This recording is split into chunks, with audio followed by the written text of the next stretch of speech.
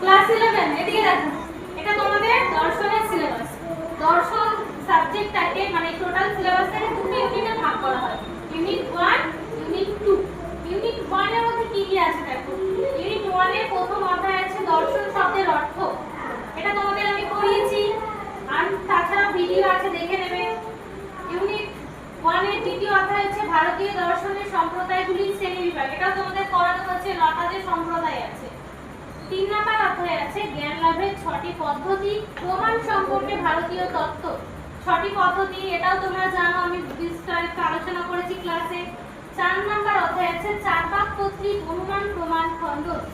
5 ন্যায়সঙ্গত প্রত্যক্ষের লক্ষণ। 6 নির্বিকল্প ও সবিকল্প প্রত্যক্ষের মধ্যে পার্থক্য। 7 আছে ন্যায় দর্শন অনুমান সম্পর্কে বক্তব্য। এই সবগুলো মানে এই 7টা যে অধ্যায় খুব সহজ, কঠিন কিছু না, শুধু একটু পড়তে হবে।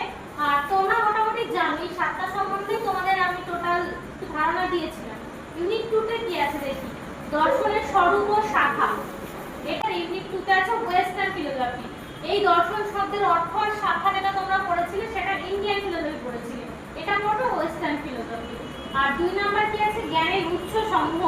এই জ্ঞানের উৎস সমূহটাকে আবার দুটো ভাগে ভাগ করা হচ্ছে, একটা বুদ্ধিবাদ আর একটা অভিজ্ঞতাবাদ। মানে যে জ্ঞানের উৎস, জ্ঞান কিভাবে এসেছে, জ্ঞানের উৎসটা কি, এই নিয়ে দুটো মতবাদ আছে, একটা বুদ্ধিবাদীদের মতবাদ আর একটা অভিজ্ঞতাবাদীদের মতবাদ।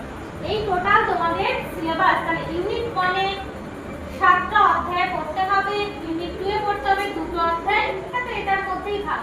টোটাল তোমাদের এই 9টা অধ্যায় পড়তে হবে। সিলেবাস খুব সহজ, শুধু একটু রেগুলার ক্লাসে আসবে। আর যাদের কাছে বই আছে তাদের কাছে এটা আছে, তোমার প্রয়োজন নেই, যাদের কাছে বই নেই তারা টুকে নাও। বুঝতে পারছো?